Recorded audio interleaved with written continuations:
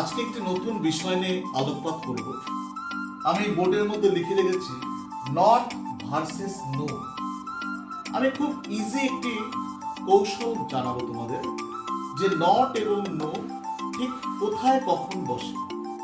দেখো আমি লিখে রেখেছি যদি নাম্বারস বোঝায় তখন নট বসে, আর নো নট এনি নাম্বার যদি কোনো সংখ্যা না বোঝায় তখন কিন্তু আমরা নট ব্যবহার করবো না, নো ব্যবহার করবো। I have dash many books. Many books সংখ্যা বোঝাচ্ছে, তাই কিন্তু এখানে আমরা দেখবো নট। আবার পরেরটা দেখো, ইউ হ্যাভ ড্যাশ চয়েস। চয়েসটা কিন্তু কোনো সংখ্যা নয়, তাই এখানে কিন্তু আমরা নট লিখতে পারবো না, এখানে লিখবো আমরা নো। এরপরে দেখো, Raju has dash problem.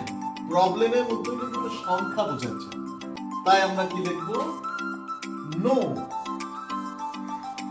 Next, they have dash two beautiful pencil.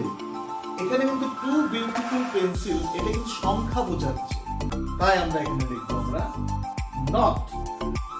এবং সবশেষে রয়েছে ইউ হ্যাভ ড্যাশ আইডিয়া। আইডিয়াটাও কিন্তু কোনো নাম্বার বা সংখ্যা নয়, তাই আমরা লিখবো নো। এই হলো নট এবং নো এর বেসিক ফারাক এবং একটি ইজি কৌশল তোমাদের সামনে আমি তুলে ধরলাম।